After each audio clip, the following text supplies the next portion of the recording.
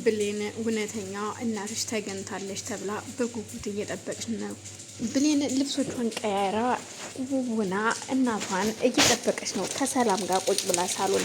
በዛን መሀል ወይዘሮ ገነት ትመጣና እናትሽን ልቀበል ልሄድ ነው ትላታለች። ግን ደግሞ ከጎረቤት ያለው ወጣት ቃል ስታወራ የብሌን ትክክለኛ እናት እንዳልሆነችና ብሌንን ለማራቅና ለማሸሽ የተጠቀሙት ሲስተም እንደሆነ ሲሰማ እሷ ስታወራ ስለነበረ ሁሉን ነገር አዳምጧል። ስለዚህ ሁሉን ነገር ብሌን ማወቅ አለባትና ለብሌን መናገር አለብኝ ይላል። ግን ብሌን ልታዳምጠውም ሆነ ልትሰማው ፈቃደኛ አይደለችም። ምክንያቱም ቃልም ቢሆን ለብሌን ገብታ ያለቻት ነገር ብዙ ነገር ነበረ።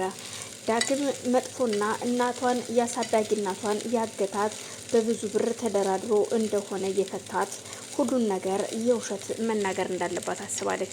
ስለዚህ ቃል ሁሉን ነገር ከሷ ጋራ እንዲጣላና እሱ ወደ ቃል እንዲመጣላት ስለምትፈልግ ይሄን ነገር ማጥመድ እንዳለባት አስባለች። ግን ደግሞ ዳግም ይህንን ነገር ስለሰማ ሁሉን ነገር ይዞት ወደ መኝታ ቤቱ ይገባል። ከዛም በኋላ እሷም ተደውሎላት ልትመጣ ነው ተብሎ በጉጉት እየጠበቀች እያለ ቃል ትወጣና ያው እዛ ቤት ላስገባት ለሰላም ወንድም ትደውልለታለች።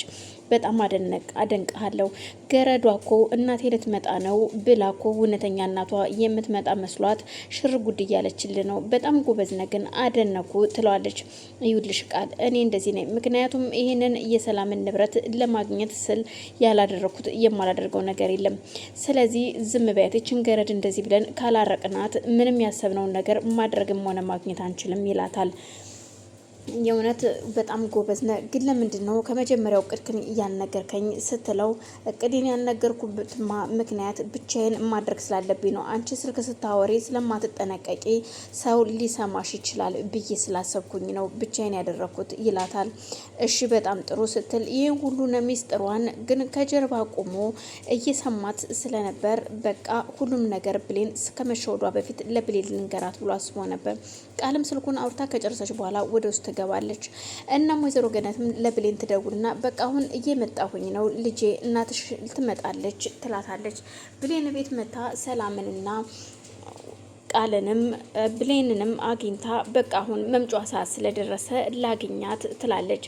በጣም ጥሩ ትልና ወይዘሮ ገነትም በሉሽ ጠብቁኝ ብላ ከቤት ስትወጣ ያገኛትና ዳግም ይውሎት ማዘር ሁሉን ነገር ላናግረው ትፈልጋለሁ ሲል እኮ ምንድነው የምታናግረኝ?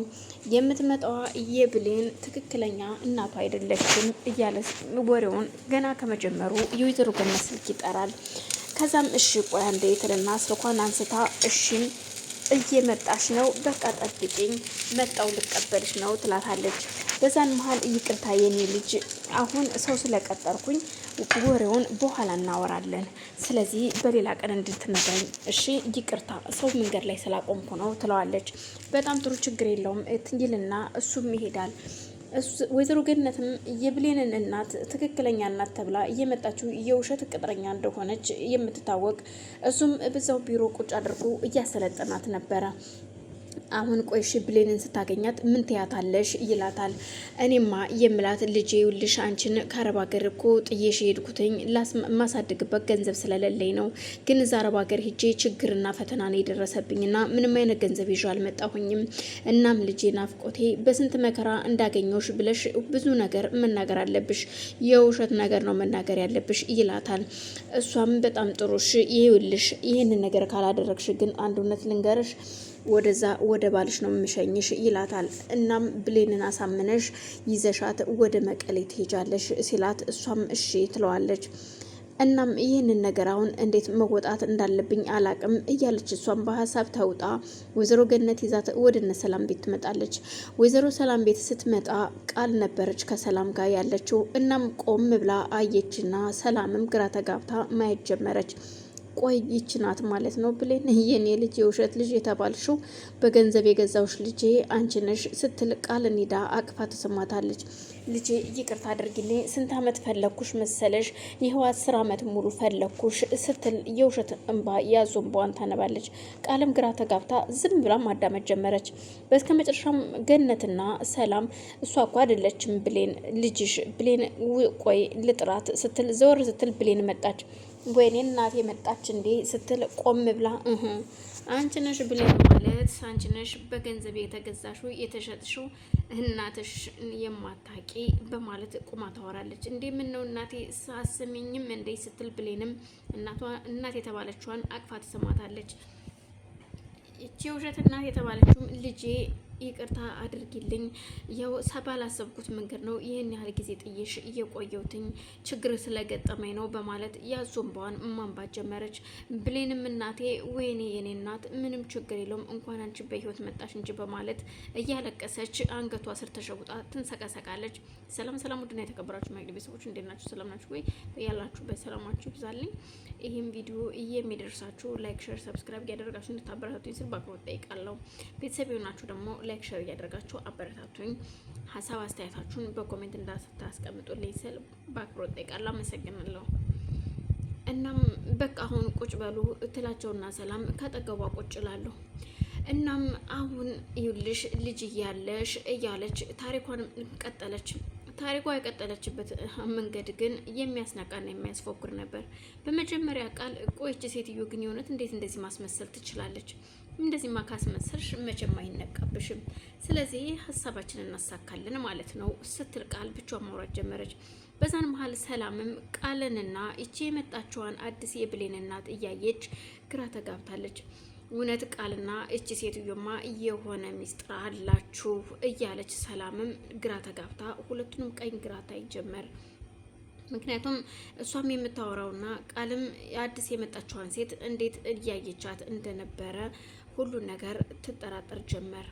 ይህን ነገር ቀስ ብዬ በተረጋጋ መንፈስ ማየት አለብኝ፣ በተረጋጋ ሁኔታ ነው ማየት ያለብኝ እንጂ የሆነ የተደበቀ ነገር አለ ስትል ብቻዋን ማውራት ትጀምራለች።